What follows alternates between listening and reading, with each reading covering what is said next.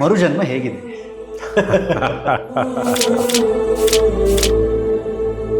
ಕೀರ್ತಿ, ನಿಮ್ಗೊಂದು ವಿಷಯ ಹೇಳಲೇಬೇಕು. ಸರಿಯಾಗಿದ್ದರೆ ಸಿದ್ರು, ಇಲ್ಲಾಂದರೆ ಜಾಡ್ಸೋದ್ರು. ಸೋಷಿಯಲ್ ಮೀಡಿಯಾದ ಹುಚ್ಚುತನನು, ಲೈಕ್ಸು, ಕಮೆಂಟ್ಸ್ನ ಹಿಂದೆ ಬಿದ್ದು, ಶೇರ್ನ ಹಿಂದೆ ಬಿದ್ದು ಮಾಡ್ತಿರುವಂಥ ಇಂತಹ ಕೃತ್ಯಗಳು, ಇದು ನೋಡಿದಾಗ ನಿಮಗೆ ಮನಸ್ಸಿಗೆ ಏನು ಬರುತ್ತೆ? ನಾವು ವಿನಾಶದ ಕಡೆ ಹೊರಟಿರ್ತೀವಿ, ವಿನಾಶದ ಕಡೆ ಹೊರಟಿರ್ತೀವಿ, ವಿನಾಶ. ನಿಮ್ಮ ಅಮ್ಮನ ಆಸೆ ಇದ್ದಿದ್ದು ಎಮ್ಮೆ ಕಾಯಕ್ಕೆ ಮನೆಗೆ ಒಬ್ಬ ಮಗ ಇರಲಿ. ಹರ್ ಕುತ್ತೆ ಕು ಭಿ ಜಿಂದಗಿ ಮೇ ಏಕ್ ಬಾರ್ ಹೋಗ್ತಾ है. ಮನುಷ್ಯನಾದವನು ಹೆಂಗೆಂಗೂ ಬದುಕ್ಬಿಡೋದಲ್ಲ, ಹಿಂಗೇ ಬದುಕಬೇಕು, ಹಿಂಗೇ ಬಾಳ್ಬೇಕು. ಬಟ್ ನಿಮ್ಮ ಹಣೆ ಬರ ಬದಲಾಯಿಸೋದ್ರಲ್ಲಿ ನಿಮ್ಮ ಅಣ್ಣನ ಪಾತ್ರ ಬಹಳ ಇದೆ. ನಮ್ಮಣ್ಣನಂತಹ ಗುರು, ದೈವ, ಅನ್ನದಾತ, ಆಶ್ರಯದಾತ ಇನ್ನೊಬ್ಬನ ಜೀವನ ನಡೆಸೋಕ್ಕೆ ಸಾಧ್ಯನೇ ಇಲ್ಲ. ರಾಮನಂತ ಪಾತ್ರವನ್ನು ನೀವು ಇನ್ನು ಯಾವ ಕಾದಂಬರಿಯಲ್ಲಿ, ಯಾವ ವೇದಗಳಲ್ಲೂ ಓದಕ್ಕೆ ಸಾಧ್ಯನೇ ಇಲ್ಲ. ಆತ್ಮಾರಾಮಾನಂದರಮಣ ತಾಯಿ ಭುವನೇಶ್ವರಿ ಅಂತ ಪೂಜೆ ಮಾಡ್ತೀವಿ ಅಂತಂದ್ರೆ ಅದು ಕನ್ನಡ ಭಾಷೆ, ಕನ್ನಡಿಗರು ಮಾತ್ರ. ನಮ್ಮ ಆಂಜನೇಯ ದೇವರು ಅಪ್ಪಟ ಕನ್ನಡಿಗ. ಇದು ಕನ್ನಡಕ್ಕಿರೋ ತಾಕತ್ತು, ಇನ್ಯಾವ ಭಾಷೆ.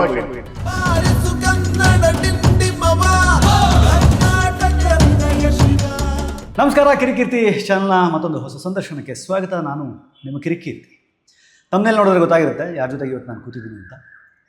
ಇತ್ತೀಚೆಗೆ ಸ್ವಲ್ಪ ಸುದ್ದಿಯಲ್ಲಿದ್ದರು, ಯಾವಾಗಲೂ ಸುದ್ದಿಯಲ್ಲಿರ್ತಾರೆ. ಬಟ್ ಇತ್ತೀಚೆಗೆ ಸ್ವಲ್ಪ ನಕಾರಾತ್ಮಕ ವಿಚಾರಕ್ಕೆ ಪಾಪ ಅವರು ವಿರುದ್ಧವಾಗಿ ಕೆಲವರು ಮಾಡಿದಂತಹ ಸೋಷಿಯಲ್ ಮೀಡಿಯಾದ ಕಿಡಿಗೇಡಿಗಳು ಮಾಡಿದಂತಹ ಕೆಲಸದಿಂದ ಪಾಪ ಸ್ವಲ್ಪ ಬೇಜಾರಾಗಿದ್ದರು. ಈಗ ಅವ್ರನ್ನೇ ಮಾತಾಡ್ಸೋಣ. ಕಳೆದ 4 ದಶಕಗಳಿಂದ ಅವರು ಖಳನಾಯಕನಾಗಿ, ಹಾಸ್ಯನಟನಾಗಿ, ಅದ್ಭುತ ಕಲಾವಿದನಾಗಿ ನಮ್ಮನ್ನೆಲ್ಲ ರಂಜಿಸ್ಕೊಂಡು ಬಂದಿದ್ದಾರೆ. ನನ್ನ ಜೊತೆಗಿದ್ದಾರೆ ಹಿರಿಯ ನಟ ದೊಡ್ಡಣ್ಣ. ಅಣ್ಣ, ಕಾರ್ಯಕ್ರಮಕ್ಕೆ ಸ್ವಾಗತ. ನಮಸ್ಕಾರ. ಮರುಜನ್ಮ ಹೇಗಿದೆ? ಯಾವಾಗಲೂ ಒಂದು ಸತಿ ಆದರೆ ಏನು ಅನ್ಸಲ್ಲ. ನಿಮ್ದು 7 ಜನ್ಮ ಇಲ್ಲೇ ಮುಗಿಸ್ಬಿಡ್ತಾರೆ. ಹಂಗಾಗಿ ಅವಾಗ ಆಗ್ತಾನೇ ಇದ್ದಾರೆ. ಅಂದರೆ ಯಾಕೋ ಏನೋ ಸ್ವಲ್ಪ ಅತಿ ಆಯಿತು ಅಂತ ಅದು ಅನ್ನಿಸ್ತು. ಅದಕ್ಕೋಸ್ಕರ ಬೇರೆ ವಿಷಯ ಆಗಿದ್ದಿದ್ರೆ ನಾವೇನು ತಲೆ ಕೆಡಿಸ್ಕೊಳ್ತಾ ಇರಲಿಲ್ಲ. ಇತ್ತೀಚೆ ಮೊನ್ನೆ ಯಾರೋ ಆಗಿದಾಗ ಏನಾಯಿತು ಅಂತಂತಂದರೆ, ಮೊಮ್ಮಕ್ಕಳೆಲ್ಲ ವಯಸ್ಸಿಗೆ ಬಂದಿದ್ದಾರೆ, ದೂರಲ್ಲೆಲ್ಲ ಇರ್ತಾರೆ. ಹಾಗಾಗಿ ತುಂಬಾ ಗಾಬರಿಯಾಗಿ ಹತ್ಕೊಂಡು ಮಾಡಿಕೊಂಡು ಫೋನ್ ಮಾಡಿದ್ರೆ ಸುಮಾರು ಫ್ರೆಂಡ್ಸು, ನೆಂಟರು, ಅಭಿಮಾನಿಗಳು ಎಲ್ಲರೂ ಫೋನ್ ಮಾಡ್ತಾರೆ. ಎಲ್ಲದನ್ನು ರಿಸೀವ್ ಮಾಡಬೇಕು. ರಿಸೀವ್ ಮಾಡಿದ್ರೆ ಇದ್ದರೆ ಸತ್ಯ ಏನು ಅಂತ ತಿಳ್ಕೊಬಿಡ್ತಾರೆ. ಇದೆಲ್ಲ ಟೆನ್ಷನ್ನು. ನಾನು ಬೆಳಗ್ಗೆ ಎದ್ದು ಕೂಡಲೇ ಫಸ್ಟ್ ಬಾತ್ರೂಮ್ಗೆ ಹೋಗಿ ಸ್ನಾನ ಮಾಡಿ, ಅಮಾವಾಸ್ಯೆ ಪೌರ್ಣಮಿ ಏನೂ ನೋಡೋದಿಲ್ಲ, ಶೇವ್ ಮಾಡ್ಕೊಂಡು ಸ್ನಾನ ಮಾಡ್ಕೊಂಡು ಬರ್ತೀವಿ. ಯಾಕೆಂದರೆ ನಮ್ಮ 46-47 ವರ್ಷದ ಜೀವಮಾನ ಸಿನಿಮಾದಲ್ಲಿ ಹೆಂಗೆ ಬಂದಿದೆ ಅಂದರೆ, ಗ್ರಹಣ, ಅಮಾವಾಸ್ಯೆ, ಪೌರ್ಣಮಿ ಏನೂ ನೋಡಲ್ಲ. ನಾವು ಡೈಲಿ ಶೇವ್ ಮಾಡಲೇಬೇಕು. ಎಸ್ ನಾರಾಯಣ ಒಂದು ಸತಿ ಶೇವ್ ಮಾಡಿಲ್ಲ ಅಂದ್ಬಿಟ್ಟು, ಅಣ್ಣಯ್ಯ ನೀವು ಶೇವ್ ಮಾಡ್ಕೊಂಡ್ಮೇಲೆ ಮೇಕಪ್ ಹಾಕೋತಾ ಇರ್ತೀವಿ. ಶೇವ್ ಮಾಡಿದೆ ಯಾವತ್ತೂ ಮೇಕಪ್ ಹಾಕಲ್ಲ 47 ವರ್ಷದಲ್ಲಿ. 47 ವರ್ಷದಿಂದ. ಹಂಗಾಗಿ ನಮ್ಗೆ ಅದ್ರ ಬಗ್ಗೆ ಭಯನೂ ಇಲ್ಲ, ಇದೂ ಇಲ್ಲ. ಹಂಗಾಗಿ ಹಾಕ್ಕೊಳ್ತೀವಿ. ಹಾಗಾಗಿ ಏನಾಗೋಯ್ತು, ಸಿಕ್ಕಾಪಟ್ಟೆ ಫೋನ್ಸ್ ಕಾಲ್ ಬಂತಲ್ಲ. ಆವಾಗ ಒಬ್ಬ ಸ್ನೇಹಿತ ಹೇಳ್ದ, ಇದನ್ನು ಹಿಂಗೆ ಬೆಳೆಯಕ್ಕೆ ಬಿಟ್ಟರೆ ಏನಾಗುತ್ತೆ, ಇದಾಗ್ತಾ ಇರುತ್ತೆ, ಸ್ವಲ್ಪ ಇದಕ್ಕೇನಾದರೂ ಒಂದು ಸ್ವಲ್ಪ ತಡೆಗೋಡೆ ನಿರ್ಮಿಸಬೇಕು, ತಡೆ ಹೊಡಿಬೇಕು. ಆಗ ಯಶವಂತಪುರ ಸೈಬರ್ ಕ್ರೈಮ್ಗೆ ಹೋಗಿ ಅವ್ರ ಮೇಲೆ ಇದನ್ನು ಕೇಸ್ ಹಾಕ್ಬಿಟ್ಟು, ಅಷ್ಟೇ ಅಲ್ಲ ಹೈಕೋರ್ಟ್ಗೂ ಹೋಗಿ ಹೈಕೋರ್ಟಲ್ಲೂ ಒಂದು ಕಂಪ್ಲೇಂಟ್ ಪ್ಲೆಡ್ಜ್ ಮಾಡಿ ಇದು ಮಾಡಿ ಬಂದಿದ್ವಿ. ಇದು ಹಾಗೆ ರೆಡಿಯಾಗಿದ್ದ ತಕ್ಷಣ ಪೊಲೀಸ್ನವ್ರು ಅವರೇ ಇದಕ್ಕೆ ಕಳಿಸ್ಕೊಡ್ತಾರೆ, ಇನಿಷಿಯೇಟಿವ್ ಅದಕ್ಕೆ ಹೋಗುತ್ತೆ. ಯಾಕಣ್ಣ ಪದೇ ನೀವು? ಏಕೆಂದರೆ ಅವ್ರಿಗೆ ಏನು ಅನಿಸುತ್ತೋ ಅವ್ರಿಗೆ ಅದರಲ್ಲಿ ಏನು ಸುಖ ಸಿಗುತ್ತೋ. ಇತ್ತೀಚಿನ ಸೋಷಿಯಲ್ ಮೀಡಿಯಾಗಳು ಏನಾಗಿದೆ ಅಂತಂದರೆ ಕ್ಯಾಪ್ಷನ್ನು. ಕೀರ್ತಿ, ನಿಮಗೊಂದು ವಿಷಯ ಹೇಳಲೇಬೇಕು, ನಾನು ಓದಿರೋದನ್ನು. ಏನು ಅಂತಂತಂದರೆ, ಸುಳ್ಳಿಗೂ ಸತ್ಯಕ್ಕೂ ಜಗಳ ಬೀಳುತ್ತಂತೆ. ಇದು ಸುಳ್ಳು, ಇದು ಸತ್ಯ. ಸುಳ್ಳು ಕೇಳುತ್ತಂತೆ, ನಾನು ನೋಡಿದ್ರೆ ಜನ ಅಷ್ಟೊಂದು ಪ್ರೀತಿ ಮಾಡ್ತಾರೆ, ನಿನ್ನ ನೋಡಿದ್ರೆ ಸತ್ಯ ಯಾಕೆ ಇಷ್ಟೊಂದು ಹೆದರ್ಕೊಳ್ತಾರೆ ಅಂತ. ಅದಕ್ಕೆ ಸತ್ಯ ಹೇಳುತ್ತಂತೆ ಸುಳ್ಳಿಗೆ, ನೀನೊಂದು ಸುಂದರವಾದ ಸುಳ್ಳು, ನಾನೊಂದು ಕಠೋರವಾದ ಸತ್ಯ.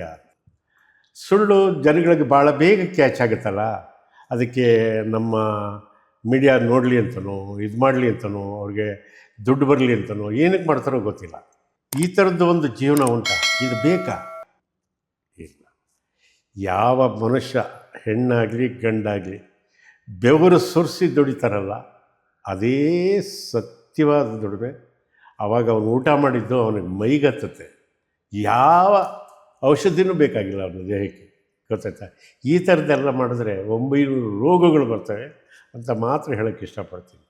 ಏಕೆಂದರೆ ಬಹಳಷ್ಟು ಜನ ನಾನು ನೇಟಿವ್ ಪ್ಲೇಸ್ನಲ್ಲಿ ಅರಸೀಕೆರೆ ನಾನು ಹುಟ್ಟೋದು. ಏಕೆಂದರೆ ನೀವು ಏನು ಅಂದ್ಕೊಳ್ತಿರೋ ಏನೋ ಪದೇ ಪದೇ ನಾನು ಹೇಳ್ತಿರ್ತೀನಿ, ನನ್ನ ಹುಟ್ಟೂರು ಅಂದರೆ ನನಗೆ ಎಷ್ಟು ಅಭಿಮಾನ ಅಂದರೆ, ಕೃಷ್ಣ ಭಗವದ್ಗೀತೆಯಲ್ಲಿ ಅದನ್ನು ಹೇಳೋದು, ಜನನಿ ಜನ್ಮಭೂಮಿಶ್ಚ ಸ್ವರ್ಗಾದಪಿ ಗರೀಯಸಿ. ಹುಟ್ಟಿದ ಮಣ್ಣಿದೆಯಲ್ಲ ಅದು ಸ್ವರ್ಗಕ್ಕಿಂತ ಮಿಗಿಲಾದ್ದು. ದೇವೇ ಅಂದರೆ ಏನಾದ್ರು ಪ್ರತ್ಯಕ್ಷ ಆಗ್ಬಿಟ್ಟು ನಿನಗೆ ನಾನು ಅಮರಾವತಿ ಕೊಡ್ತೀನಿ ಬಾರೆ ಅಂದರೆ, ನಿನ್ನ ಅಮರಾವತಿ ನಿನ್ನ ಹತ್ರನೇ ಇಟ್ಕೋ, ನನಗೆ ಅರಸೀಕೆರೆ ಕೊಟ್ಬಿಡಪ್ಪ ಸಾಕು. ಜನ್ಮ ಅರಸೀಕೆರೆಯಲ್ಲಿ ಕೊಟ್ಟಿದ್ಯಾ ಭಗವಂತ, ಕೊನೆಗಾಲನೂ ಅಲ್ಲೇ ಕೊಡು ಅಂತ ಕೇಳ್ಕೊಳ್ತೀನಿ. ಏಕೆಂದರೆ ಅಷ್ಟು ಪವಿತ್ರವಾದ ಯಾವ ಕಡೆ ನೋಡಿದ್ರು ನಮ್ಮ ಊರಲ್ಲಿ ಸಿದ್ಧರೇ ಇರೋದು. ಸಿದ್ಧರು ಯಾವ ಕಡೆ ನೋಡೋ, ಒಂದು ಕಡೆ ಸಿದ್ಧಮಲ್ಲಾರಾದ್ರಿ ಗವಿ ಇದೆ, ಇನ್ನೊಂದು ಕಡೆ ಬೆಟ್ಟದ ಸಿದ್ಧರಿದ್ದಾರೆ, ಇನ್ನೊಂದು ಕಡೆ ಕೆಂಗಲ್ ಸಿದ್ಧರಿದ್ದಾರೆ, ಇನ್ನೊಂದು ಕಡೆ ಜೇನ್ಕಲ್ ಸಿದ್ಧರಿದ್ದಾರೆ. ಎಲ್ಲದಕ್ಕಿಂತ ಮಹಾಮಹಿಮ ಶಿವಲಿಂಗೇಶ್ವರರಿದ್ದಾರೆ, ಆಮೇಲೆ ಅಜ್ಜಯ್ಯನವರಿದ್ದಾರೆ ಅಲ್ಲಿ, ಗೊತ್ತದ? ಏಕೆಂತಂತಂದರೆ ನಮ್ಮಲ್ಲಿ ಒಂದು ಗಾದೆ ಮಾತಿದೆ, ನಮ್ಮ ಅಪ್ಪಾಜಿ ಪ್ರತಿ ಸಲ ಹೇಳೋರು, ಅದನ್ನೇ ಮತ್ತೆ ನಾನು ರಿಪೀಟ್ ಮಾಡ್ತೀನಿ, ಸರಿಯಾಗಿದ್ದರೆ ಸಿದ್ಧರು, ಇಲ್ಲಾಂದರೆ ಜಾಡ್ಸ್ ಒದ್ರು ಅಂತ. ಎಷ್ಟು ಚೆನ್ನಾಗಿದೆ ನೋಡಿ, ಸರಿಯಾಗಿದ್ದೇ ಸಿದ್ಧರು, ಇಲ್ಲದಿದ್ದರೆ ಜಾಡ್ಸ್ ಒದ್ರು ಅಂತ. ಹಾಗಾಗಿ ನನಗೆ ನನ್ನೂರು ಇದೆಯಲ್ಲ ಸ್ವರ್ಗಕ್ಕಿಂತ ಮಿಗಿಲಾದ್ದು ಕೀರ್ತಿ. ಅಲ್ಲಿಂದ ಫೋನ್ಗಳು ನನಗೆ, ಏನು ನೀನು ಆರೋಗ್ಯವಾಗಿದೆಯಾ, ನಿಜವಾಗ್ಲೂ ಇದೆಯಾ, ಬಿಡು ನಿನ್ಗೆ ನೋಡು, ಬೇಗನೂ ಹರಡ್ಬಿಡುತ್ತಲ್ಲ, ಭಾಳ ಬೇಗ ಹರಡುತ್ತೆ. ಏಕೆಂದರೆ ಮೀಡಿಯಾನೇ ಅಂಥದ್ದು ಪ್ರಬಲವಾದ ಮಾಧ್ಯಮ ಇದು.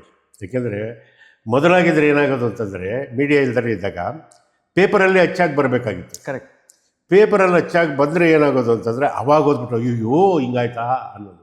ಆಮೇಲೆ ಇನ್ನೂ ಅರ್ಜೆಂಟು ನ್ಯೂಸ್ ಬೇಕು ಅಂತಂತಂದರೆ ವಾರ್ತೆಗಳು ನಾವು ಕೇಳ್ತಾ ಇದ್ದಿದ್ದು ಡಿ ಡಿ ಅಲ್ಲ, ನಮ್ಮ ಆಕಾಶವಾಣಿ. ನಾನು ಆಕಾಶವಾಣಿನ ಇವತ್ತು ಏನಂತ ಸ್ಮರಿಸ್ತೀನಿ ಅಂದರೆ, ನಮ್ಮ ಮನೆ ಹಿರಿಯಕ್ಕ.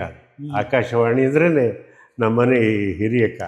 ಅದು ಆ ಟ್ಯೂನ್ ಆನ್ ಮಾಡಿದ ತಕ್ಷಣವೇ ಒಂಥರ ಮ್ಯೂಸಿಕ್ ಬರೋದು, ಏನಿರೋದು ಅಂದ್ರೆ ಬೆಳಗ್ಗೆನೇ ಕೇಳೋದಕ್ಕೊಂದು ಆನಂದ ಆಗೋದು.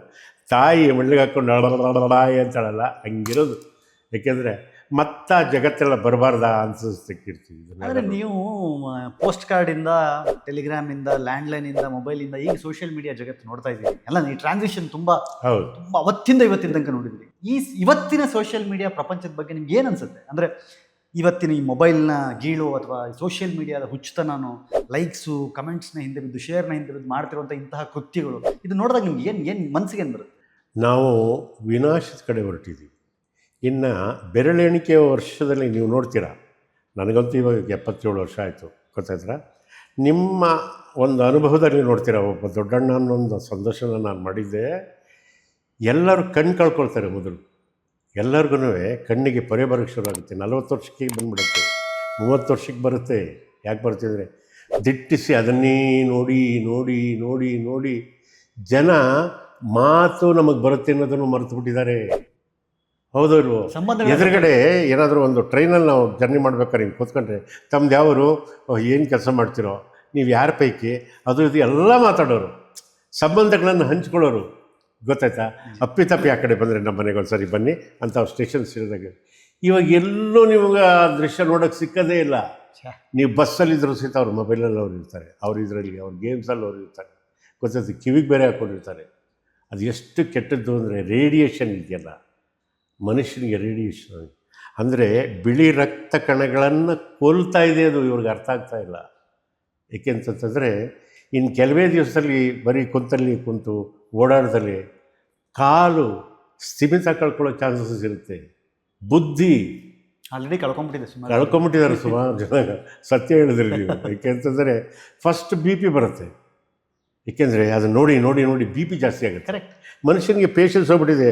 1 ನಿಮಿಷಕ್ಕಿಂತ ಜಾಸ್ತಿ ಆಗ್ಬಿಟ್ರೆ ಹಿಂಗಂತಾನೆ. ಅವ್ರು ಏನು ಯಾಕಂಗಾಗಿದ್ದಾನೆ? ಅದಾದಮೇಲೆ ಅವ್ರ ಅಕ್ಕ ಬರ್ತಾಳೆ, ಯಾರು, ಶುಗರ್ ಅಂತ. ಆ ಶುಗರ್ ಬಂದಿದ ತಕ್ಷಣ ಏನಾಗುತ್ತೆ, 3 ಪಾರ್ಟ್ BP ತಂಗಿ, ಶುಗರ್ ಅಕ್ಕ, ಫಸ್ಟ್ BP ಬಂದ್ಬಿಡುತ್ತೆ. ಆದಮೇಲೆ ಅಕ್ಕನ ತಗೊಳ್ಳೇಬೇಕು ನೀನು. ಏಕೆಂತಂದರೆ ಅದೇ ಬಂದಮೇಲೆ ಏನಾಗೋಗುತ್ತೆ ಅಂತಂದರೆ, ಅವ್ರೇನಿಲ್ಲ 50-60 ವರ್ಷ ಆದಮೇಲೆ 2ನೇ ಮದುವೆ ಆದಂಗೆ ಒಂದು ಸತಿ ಶುಗರ್ ಬಂದುಬಿಟ್ರೆ ಅವಳಿಗೆ ಅತ್ಯಂತ ಪ್ರೀತಿಯಾದ ಮೊರೆ ವಸ್ತು, ಆ ಮೊರೆ ವಸ್ತುನ ಅವಳು ಕಿತ್ಕೊಳ್ಳೋದು. ಯಾವುದಂದ್ರೆ ಒಂದು ಕಣ್ಣು, ಇನ್ನೊಂದು ಹಾರ್ಟು, ಇನ್ನೊಂದು ಕಿಡ್ನಿ, ಇವನು ಕಿತ್ಕೊಂಡ್ಬಿಡ್ತಾಳೆ. ಅಲ್ಲಿಗೆ ಜೀವನನೇ ಮುಗಿದೋಯ್ತು. ನೀವು ಅದಲ್ಲ, ಓದಬೇಕು. ಕನ್ನಡ ಸಾಹಿತ್ಯ ಇದೆಯಲ್ಲ ಸಮಗ್ರವಾಗಿದೆ, ಬೆಟ್ಟದಷ್ಟಿದೆ, ಓದಬೇಕು. ಒಬ್ಬೊಬ್ಬ ನಮ್ಮ ಕಾಲದಲ್ಲಿ ಪುಟ್ಟಪ್ಪನವ್ರದ್ದು ಓದಿದ್ವಿ ನಾವು, ಶ್ರೀರಾಮ್ ಕಾರಂತರದ್ದು ಮೂಕಜ್ಜಿ ಕನಸುಗಳು ಓದಿದ್ವಿ ನಾವು, ನಾಲ್ಕು ತಂತಿ ಓದಿದ್ವಿ ನಾವು. ನೀವು ಅವಾಗಲೇ ಹೇಳ್ತಾ ಇದ್ರಿ ಭದ್ರಾವತಿಯಿಂದ ಶಂಕರಘಟ್ಟಕ್ಕೆ ತಿಪ್ಪೇರುದ್ರ ಸ್ವಾಮಿಯವ್ರನ್ನ ಹುಡುಕೊಂಡು. ಹೌದು, ಹೆಚ್ಚು ತಿಪ್ಪೇರುದ್ರ ಸ್ವಾಮಿ ತಲಕಾಡುಗೊಂಡ ಅಂತ ಅವರು ಅಲ್ಲಮಹಾಪ್ರಭು ಶೂಜ್ಯ ಸಿಂಹಾಸನಾಧೀಶ್ವರ ಅಲ್ಲಮಹಾಪ್ರಭುಗಳ ಬಗ್ಗೆ ಬರೆದಿರ್ತಾರಲ್ಲ, ಪ್ರತಿಯೊಬ್ಬ ಕನ್ನಡಿಗನೂ ಓದಬೇಕು ಅಂತ ಕೈ ಮುಗಿದು ಕೇಳ್ಕೊಳ್ತೀನಿ ತಿಪ್ಪೇರುದ್ರ ಸ್ವಾಮಿಗಳದ್ದು. ಏಕೆಂದರೆ ಅಷ್ಟು ಮನಮುಟ್ಟುವಂಗೆ ಬರೆದಿದ್ದಾರೆ ಅವರು. ಅದನ್ನು ಲೆಕ್ಕ ಹಾಕಿ ನಾವಿನ್ನೂ ಆವಾಗ, ನಾನು ಹೆಚ್ಚು ಕಮ್ಮಿ ನನಗೆ ಅವಾಗ 19-20 ವಯಸ್ಸಿನಲ್ಲಿ ನಾನು ಅವ್ರನ್ನ ಹುಡಿಕೊಂಡೋಗಿ ಮಾತಾಡಿಸ್ತೀನಿ ಅಂತಂದರೆ ಓದಿನ ಬಗ್ಗೆ ನಮ್ಗೆ ಎಷ್ಟು ಆಸಕ್ತಿ ಇತ್ತು. ಇವತ್ತೇನಾದ್ರು ನಿಮ್ಮ ಹಿಂದುಗಡೆ ಕೂತ್ಕೊಂಡು 4 ಮಾತಾಡೋ ಶಬ್ದಗಳೇ ಆಗಿರ್ಬೋದು, ಯೋಗ್ಯತೆ ಆಗಲಿ ಭಗವಂತ ಕರುಣಿಸಿದ್ದಾನೆ ಅಂದರೆ ಅಂಥ ಪುಣ್ಯಾತ್ಮರ ಲೇಖನಗಳನ್ನು ಓದಿ ಕನ್ನಡ ಸಾಹಿತ್ಯ, ಅದರಲ್ಲೂ ಕನ್ನಡ ಸಾಹಿತ್ಯ ಅಂದರೆ ನನಗೆ ಅತೀವವಾದ ಪ್ರೀತಿ. ಯಾಕೆಂದರೆ ಕನ್ನಡ ಜಗತ್ತಿನ 3 ಸರ್ವಶ್ರೇಷ್ಠ ಭಾಷೆಗಳಲ್ಲಿ ಒಂದು. ನೀವು ನಂಬ್ತಿರಬೇಕು ಕೀರ್ತಿ, ಹೆಂಗೆ ಅಂತ ಕೇಳಿ.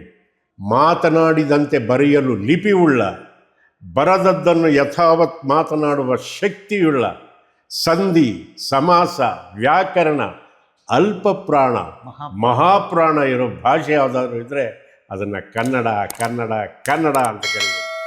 ದೇವ್ರ ಹತ್ರ ನಾವು ಬೆಳಗ್ಗೆ ಎದ್ದ ತಕ್ಷಣ ಇದು ಬೇಡ್ಕೊಳ್ಳೋದು, ಇನ್ನೊಂದು ಜನ್ಮ ಅಂತ ಇದ್ದರೆ ತಂದೆ ಕನ್ನಡಿಗನಾಗಿ ಹುಟ್ಟಿಸು, ಕನ್ನಡಿಗನಾಗಿ ಹುಟ್ಟಿಸು ನಮಗೆ. ಏಕೆಂದರೆ ನಿಮ್ಮ ದೇಹಕ್ಕೂ ಸಹಿತ, ನಿಮ್ಮ ಬಾಯಿಗೂ ಸಹಿತ ಎಲ್ಲದಕ್ಕೂ ಕೆಲಸ ಕೊಟ್ಟಂಗಾಗುತ್ತೆ. ಪ ಪ ಭ ಭ ಮ, ಬರೀ ಗಂಟಲಲ್ಲಿ 7 ಶಬ್ದಗಳಿದ್ದಾವೆ. ಕಂಠವ್ಯ ಅದನ್ನು ಕಲಿತು ಕ ಖ ಘ ಘ ಞ, ಅದೇ ದಂತವ್ಯ ಥ ತ ದ ದ ನ. ಹೌದಲ್ವ? ಅಯ್ಯೋ, ಹಂಗಾಗಿ ಕನ್ನಡ ಅಂತಂದರೆ ನನ್ನ ತಾಯಿ. ನಿಮ್ಮ ಕನ್ನಡ ಭಾಷೆ ಇಷ್ಟು ಶುದ್ಧ ಅಂದರೆ ಬಹಳ ಕಮ್ಮಿ. ನಾವು ಸಾಕಷ್ಟು ಕಲಾವಿದರನ್ನು ನೋಡಿದ್ದೀವಿ, ನಾವು ಇಂಟರ್ವ್ಯೂಗಳನ್ನು ಮಾಡಿದಾಗ ನಮ್ಗೆ ಅನ್ಸೋದು ಶುದ್ಧ ಕನ್ನಡದಲ್ಲಿ ಮಾತಾಡೋದು ಬಹಳ ಕಮ್ಮಿ ನಾವು ನೋಡೋದು. ಬಟ್ ನಿಮ್ಮ ಈ ಒಂದು ಪರಿಣಿತಿಗೆ ಪುಸ್ತಕಗಳೇ ದೊಡ್ಡ ಸಹಾಯ. ಹೌದು, ಏಕೆಂದರೆ ಕನ್ನಡಕ್ಕಿರೋ ಕಿಮ್ಮತ್ತು, ಗಮ್ಮತ್ತು, ತಾಕತ್ತು ಅಂತಂದರೆ ಒಂದೇ ಒಂದು ಶಬ್ದಕ್ಕೆ 10 15 20 ಪಾರಿಭಾಷಿಕ ಶಬ್ದಗಳು ಸಿಗುತ್ತೆ. ನಿಮಗೆ ಲಂಘನ ಅಂತ ಬಂದಿದೆ, ಅದನ್ನು ನೀನು ಯಾವುದಕ್ಕೆ ಬೇಕಾದ್ರೂ ನಿನ್ನ ವಾಕ್ಯದಲ್ಲಿ ಬಳಸ್ಕೋಬೋದು. ಲಂಘನಂ ಪರಮೌಷಧಂ ಅಂದರೆ, ಲಂಘನ ಅಂದರೆ ಉಪವಾಸ ಮಾಡೋದು. ಉಪವಾಸ ಮಾಡೋದ್ರಿಂದ ಆರೋಗ್ಯ ಚೆನ್ನಾಗಿರುತ್ತೆ. ನೀನು ವಾರಕ್ಕೊಂದು ದಿವಸ ಭಾನುವಾರ ಹಿಂಗೆ ರಜಾ ಅಂತ ನೀನು ಮನೇಲಿ ಆನಂದ ಅನುಭವಿಸ್ತೀವೋ, ಹಂಗೆ ಒಳಗಡೆ ಹೋಗಿದ ತಕ್ಷಣವೇ ಲಾವಾರಸ, ಜೊಲ್ಲು ರಸ ಉತ್ಪತ್ತಿ ಆಗುತ್ತೆ. ನಾವು ತಿಂದಿದ್ದನ್ನು ಜೀರ್ಣ ಮಾಡುತ್ತೆ. ಆ ನಮ್ಮಪ್ಪನಿಗೂ ಒಂದು ದಿವಸ ರೆಸ್ಟ್ ಕೊಡಬೇಕು ಬೇಡೋ ಕೀರ್ತಿ. ಲಂಘನಂ ಪರಮೌಷಧಂ ಅಂತ. ಆವಾಗ ಅದು ಉಪವಾಸ ಮಾಡೋರಿಗಿಂತ ಉಪವಾಸ ಅಂತಾಯಿತು. ಅದೇ ಲಂಘನ ಅನ್ನೋದನ್ನು ಆಂಜನೇಯನು ಸಾಗರವನ್ನು ಲಂಘಿಸಿದನು ಅಂದರೆ ಹಾರಿದನು. ಇದು ಕನ್ನಡಕ್ಕಿರೋ ತಾಕತ್ತು ನನ್ನ ಮಗ, ಇನ್ಯಾವ ಭಾಷೆಗೂ ಇಲ್ಲ. ಗೊತ್ತಾಯ್ತಾ? ಹಂಗಾಗಿ ನಾನು ಎಲ್ಲೇ ಹೋದರೂ ನಾನು ಕನ್ನಡಿಗ ಅಂತ ಹೇಳ್ಕೊಳ್ಳೋದಕ್ಕೆ ನನಗೆ ಹೆಮ್ಮೆ. ನಾನು ಹೇಳ್ತೀನಿ, ನೀವು ಮನೆಗೆ ಯಾರಾದರೂ ಬಂದರೆ ಇನ್ವಿಟೇಷನ್ ಕಾರ್ಡ್ ಕೊಡ್ತಾರೆ. ನಾನು ಅದನ್ನು ಕಲ್ತಿದ್ದು ಒಬ್ಬ ತಮಿಳಲ್ಲಿ. ಇನ್ವಿಟೇಷನ್ ಕಾರ್ಡ್ ಏನಾದ್ರು ಇಂಗ್ಲೀಷಲ್ಲಿ ಪ್ರಿಂಟ್ ಆಗಿದ್ರೆ ದಯವಿಟ್ಟು ಮುಹೂರ್ತ ಯಾವತ್ತು ಹೇಳಿ ಸರ್, ಒಂಚೂರು ಗೊತ್ತಾಗ್ಕೊಡ್ತೀನಿ. ನನಗೆ ಗೊತ್ತಾಗಲ್ಲ ಇಂಗ್ಲೀಷ್ ಭಾಷೆ. ತಪ್ಪಾಗುತ್ತೆ, ಕನ್ನಡದಲ್ಲಿ ಮಾಡಿಸ್ಬೇಕು ಅಂತ. ಅವನು ಬದುಕಿರೋರ್ಗೂ ಕನ್ನಡದಲ್ಲಿ ಮಾಡಿಸ್ಬೇಕು ಅನ್ನೋ ಅರಿವು ಬರಬೇಕು. ನಾವು ಯಾವುದೇ ಹೋಟ್ಲಲ್ಲಿ ಹೋಗಿ ಹೇಳ್ಕೊಂಡ್ರು ಸಹಿತ ಇಂಗ್ಲೀಷ್ ಪೇಪರ್ ಹಾಕಿದ್ರೆ ಸಾರಸಕ್ಟಾಗಿ ರಿಜೆಕ್ಟ್ ಮಾಡ್ತೀವಿ, ಬಿಸಾಕೊಂಡು. ನಮ್ಗೆ ಇದು ಬೇಕಾಗಿಲ್ಲ, ತಗೋ, ನಿಷಿದ್ಧ ಇದು. ನನಗೆ ಕನ್ನಡ ಪೇಪರೇ ಕೊಡು. ಅನಾದಿ ಕಾಲದಿಂದ ನಾನು ಯಾವುದು ಪ್ರಜಾವಾಣಿನೇ ಕೊಡು, ಕನ್ನಡ ಪ್ರಭನೇ ಕೊಡು, ಕಾದ್ರಿ ಶ್ರಾವಣ್ಣವ್ರ ಕಾಲ ಗೊತ್ತಾಯ್ತಾ? ಈ ಥರದ ಪೇಪರ್ ಹಾಕು. ಈಗ ವಿಜಯವಾಣಿ ಆಗಿರ್ಬೋದು, ವಿಜಯ ಕರ್ನಾಟಕ ಆಗಿರ್ಬೋದು, ಇದನ್ನ ಹಾಕ್ರಿ, ನಾವು ಓದ್ತೀವಿ. ಸುಲಲಿತವಾದ ಭಾಷೆ ಕನ್ನಡ. ಅದೇ ಹೇಳ್ತೀನಿ, ವಿಶ್ವದಲ್ಲಿ ಯಾವುದಾದ್ರೂ ಒಂದು ಭಾಷೆಗೆ ದೇವತೆಯ ರೂಪ ಕೊಟ್ಟು ಅವಳಿಗೆ ಅರಿಶಿನ ಕುಂಕುಮವಿಟ್ಟು ಅವಳಿಗೆ ಹೂ ಮುಡಿಸಿ ತಾಯಿ ಭುವನೇಶ್ವರಿ ಅಂತ ಪೂಜೆ ಮಾಡ್ತೀವಿ ಅಂತಂದ್ರೆ ಅದು ಕನ್ನಡ ಭಾಷೆ. ಕನ್ನಡಿಗರು ಮಾತ್ರ. ಆಂಗ್ಲರ ಆಡಳಿತದಲ್ಲಿ ಕನ್ನಡ ಅಂತ ಮಹಾದೇವ ಬಣಕಾರ್ ಬರೆದಿರೋದಿದೆ ಪುಸ್ತಕ ನನ್ನ ಹತ್ರ. ಸಮಯ ಇದ್ರೆ ನಾನು ನಿಮಗೊಂದು ಪ್ರತಿ ಕೊಡ್ತೀನಿ, ದಯವಿಟ್ಟು ಓದಿ. ಆಂಗ್ಲರ ಆಡಳಿತದಲ್ಲಿ ಕನ್ನಡ ಏನಾಗಿತ್ತು ಅಂತಂದರೆ ಸುಭದ್ರವಾಗಿತ್ತು. ಯಾವುದೇ ಆಂಗ್ಲ ಅಧಿಕಾರಿಯನ್ನು ನೀವು ಹೋಗಿ ಇಂಗ್ಲೀಷಲ್ಲಿ ಮಾತಾಡಿಸಿದ್ರೆ ನನಗೆ ಶುದ್ಧ ಕನ್ನಡ ಬರುತ್ತೆ, ದಯವಿಟ್ಟು ಶ್ರೀಯುತರೆ ಕನ್ನಡದಲ್ಲೇ ಮಾತನಾಡಿ ಅನ್ನೋದು ಕೈ ಮುಗಿತಾ ಇದ್ರು. ನಿಮಗೆ ಗೊತ್ತಿದೆಯೋ ಗೊತ್ತಿಲ್ವೋ, ನನಗೆ ಗೊತ್ತಿದೆ, ಅದಕ್ಕೆ ಆಧಾರ ಇದೆ. ಗೊತ್ತಾಯ್ತಾ? ಹೈಕೋರ್ಟಲ್ಲಿ ವಾದ ವಿವಾದ ಆಗ್ತಾ ಇರುತ್ತೆ. ವಾದ ವಿವಾದ ಆಗುವಂಥ ಸಂದರ್ಭದಲ್ಲಿ ಬೆಂಗಳೂರು ನಗರ ಕಮಿಷನರ್ ಆಗಿದ್ದಂಥ ಹಡ್ಸನ್ ಒಂದು ದಿವಸ ಹೋಗಿ ಕೂತ್ಕೊಳ್ತಾನೆ ಕೋರ್ಟಲ್ಲಿ. ಇಂಗ್ಲೀಷಲ್ಲಿ ವಾದ ವಿವಾದ ಆಗ್ತಾ ಇರುತ್ತೆ. ಅವನೊಬ್ಬನ ಹೋಗಿ ಕೇಳ್ತಾನೆ, ಅವ್ರು ಏನು ವಾದ ಮಾಡ್ತಾ ಇದ್ದಾರೆ ನಿಂಗೆ ಅರ್ಥ ಆಗ್ತಾ ಇದೆಯಾ ಅಂತ ಕನ್ನಡದಲ್ಲಿ ಕೇಳ್ತಾನೆ. ಇಲ್ಲ, ಅವ್ರು ಯಾವುದೋ ಬೇರೆ ಭಾಷೆ ಇಂಗ್ಲೀಷಲ್ಲಿ ಮಾತಾಡ್ತವ್ರೆ, ನಮಗೆ ಚೂರು ಅರ್ಥ ಆಗ್ತಾಯಿಲ್ಲ. ಆವಾಗ ಅವನು ಹೇಳ್ತಾನೆ, ಇದರಿಂದ ನಿರಪರಾಧಿ ಅಪರಾಧಿ ಆಗ್ತಾನೆ, ಅಪರಾಧಿ ನಿರಪರಾಧಿ ಆಗೋ ಚಾನ್ಸಸ್ ಭಾಳ ಇರುತ್ತೆ. ಕಂಪನಿ ಸರ್ಕಾರಕ್ಕೆ ಬರೆದು ಅವಾಗೆಲ್ಲ ಇದರಲ್ಲಿ ಹೋಗ್ಬೇಕಾಗಿತ್ತು, ಹಡಗಲ್ಲಿ ಹೋಗಿ ಪರವಾನಗಿ ಬರೋಷ್ಟೊತ್ತಿಗೆ 6 ತಿಂಗಳಾಗಿದೆ. ಅದು ಏನಂತ ಬರುತ್ತೆ ಅಂದರೆ, ಹೈಕೋರ್ಟಲ್ಲಿ ಸಹಿತ ಕನ್ನಡದಲ್ಲಿ ವಾದ ವಿವಾದಗಳನ್ನು ಮಾಡಬೇಕು ಅಂತ ತಂದಿದ್ದೆ ಒಬ್ಬ ಹಡ್ಸನ್ನು ವೃತ್ತದಲ್ಲೇ ನಾವು ಇವತ್ತು ಓಡಾಡ್ತೀವಿ. ನೋಡ್ರಿ ಎಂತೆಂಥ ಪುಣ್ಯಾತ್ಮರಿದ್ದಾರೆ. ನಮ್ಮವ್ರಿಗೆ ಏನಾಗಿದೆ, ಪ್ರತಿ ರಾಜಕಾರಣಿಗೂ 2-2 ಕಾನ್ವೆಂಟ್ಗಳು ಓಪನ್ ಮಾಡ್ತಿರತ್ರಿ. ನೀವು 26 ಅಕ್ಷರದ್ದನ್ನು ಬೇಕೇನ್ರಿ? ಕೆಲವ್ರು ಮಾತಾಡ್ಬೇಕಾದ್ರೆ ಸಿ ಅಂತ ಹಿಂಗೆ ಭುಜ ಕುಣಿಸಿದ್ರು ಅಂದರೆ ಅವ್ರಿಗೆ ನೆಕ್ಸ್ಟ್ ಮಾತಾಡೋದಕ್ಕೆ ಶಬ್ದ ಸಿಕ್ಕಲ್ಲ, ಅದಕ್ಕೆ ಭುಜ ಕುಣಿಸ್ತಾರೆ. ಅದು ಸ್ಟೈಲ್ ಅಲ್ಲ, ದಡ್ಡತನ ಅಂತೀವಿ ನಾವು, ನಗ್ತೀವಿ ಜೋರಾಗಿ, ತಮಾಷೆಗಲ್ಲ. ನನ್ನನ್ನು ಇಂಗ್ಲೀಷ್ ಬರದಲ್ಲಿರೋ ಬೆಪ್ಪ ಅಂದ್ರು ಸಹಿತ ಆಂಗ್ಲ ಭಾಷೆ ಅವಶ್ಯಕತೆ ಇಲ್ಲದ ಒಬ್ಬ ಮನುಷ್ಯ ಸಾಧಕ ಆಗ್ಬೋದು ಅನ್ನೋದಕ್ಕೆ ಸ್ಪಷ್ಟ ಉದಾಹರಣೆ ಎದುರುಗಡೆ ಕೂತಿದ್ದಿಲ್ಲ. ನಿಮ್ಮ ಅಮ್ಮನ ಆಸೆ ಇದ್ದಿದ್ದು ಎಮ್ಮೆ ಕಾಯಕ್ಕೆ ಮನೆಗೆ ಒಬ್ಬ ಮಗ ಇರಲಿ ಅಂತ. ಹೌದು, ಎಮ್ಮೆ ಕಾಯಕ್ಕೆ ಒಬ್ಬ ಮಗ ಇರಲಿ ಅಂತ ಆಸೆ ಪಟ್ಟ ತಾಯಿಗೆ ಇಷ್ಟು ಬುದ್ಧಿವಂತ, ಇಷ್ಟು ಜಾಣ, ಇಷ್ಟು ಓದಿದ, ತಿಳುವಳಿಕೆ ಇರುವ ಮಗನಾಗಿ ಪರಿವರ್ತನೆ ಆಗಿದೆ ಹೇಗೆ? ಸರ್, ಏನಾಗುತ್ತೆ ಅಂತಂದರೆ ಇದ್ದಲ್ಲೇ ಸ್ವರ್ಗ ಸೃಷ್ಟಿ ಮಾಡ್ಕೋಬೇಕು. ಬದುಕನ್ನು ನರಕ ಮಾಡ್ಕೊಳ್ಳೋದು, ಸ್ವರ್ಗ ಮಾಡ್ಕೊಳ್ಳೋದು ನಿನ್ನ ಕೈಲೇ ಇದೆ. ದೇವ್ರನ್ನ ಬೈಬೇಡ, ಅರ್ಥ ಆಯ್ತಾ? ಆರಂಭದ ದಿವಸಗಳಲ್ಲಿ ನಿನ್ನ ಪ್ರಾಮಾಣಿಕತೆ, ನಿನ್ನ ಸತ್ಯಸಂಧತೆ, ನಿನ್ನ ಕಷ್ಟಗಳನ್ನು ನೋಡ್ಬೋದು. ಆಮೇಲೆ ಅದು ನಿನಗೆ ರೂಢಿಯಾಗೋಗುತ್ತೆ. ಹೌದು, ನಾನು ಹಿಂಗೆ ಬದುಕೋದು. ಮನುಷ್ಯನಾದವನು ಹೆಂಗೆಂಗೂ ಬದುಕ್ಬಿಡೋದಲ್ಲ, ಹಿಂಗೇ ಬದುಕಬೇಕು, ಹಿಂಗೇ ಬಾಳಬೇಕು ಅಂತ ಶಾಸ್ತ್ರದ ಸಿದ್ಧಾಂತ ಇದೆ ನಮ್ಮಲ್ಲಿ. ನಾನು ಓದಿದ್ರೆ ನನಗೆ ಯಾಕೆ ರಾಮಾಯಣ ಮಹಾಭಾರತಗಳು ಅಷ್ಟು ಇಷ್ಟ ಆಗ್ತವೆ, ಹೃದಯಕ್ಕೆ ಹತ್ರ ಆಗ್ತವೆ ಅಂತಂದರೆ, ರಾಮನಂಥ ಪಾತ್ರವನ್ನು ನೀವು ಇನ್ನು ಯಾವ ಕಾದಂಬರಿಯಲ್ಲಿ, ಯಾವ ವೇದಗಳಲ್ಲೂ ಓದಕ್ಕೆ ಸಾಧ್ಯನೇ ಇಲ್ಲ ಅಂತೀವಿ. ಅಂಥ ಮಹಾನುಭಾವ. ಸೀತಾಮಾತೆ ಆಗಿರ್ಬೋದು, ಲಕ್ಷ್ಮಣ ಆಗಿರ್ಬೋದು, ಅಣ್ಣನ ಒಂದೇ ಒಂದು ಮಾತುಗೋಸ್ಕರ ಎಲ್ಲದನ್ನು ಬಿಟ್ಬಿಟ್ಟು ಗೊತ್ತಿದ್ದ. ಅವನು ನಾರು ಮಡಿ ಉಟ್ಕೊಂಡು ಬಾಣ ಬತ್ತಳಿಕೆ ತಗೊಂಡು ಅಣ್ಣನ ಜೊತೆ ಕಾಡಿಗೆ ಹೊರಡ್ತಿದ್ದಾರೆ. ಅಂಥ ಸೋದರ ಸಂಬಂಧ ಇನ್ಯಾವ ಕಾವ್ಯದ ಬದಲು ಸಿಗುತ್ತೆ?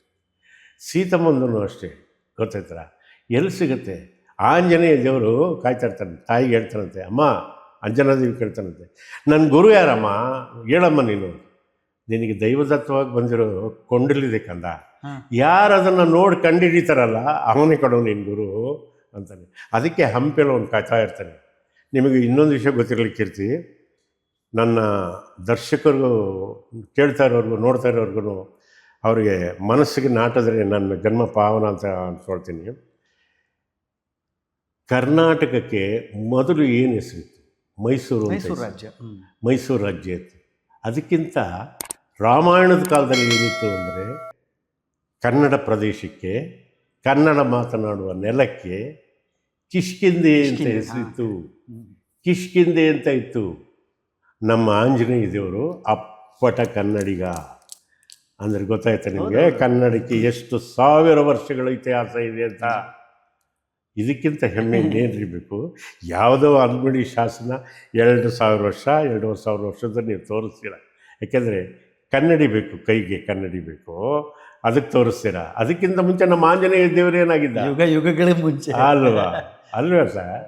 ಹಾಗಾಗಿ ಕನ್ನಡ ಅಂತಂದರೆ ಪ್ರತಿಯೊಬ್ಬರಿಗೂ ಆ ಪ್ರೀತಿ ಅಭಿಮಾನ ಬರಬೇಕು.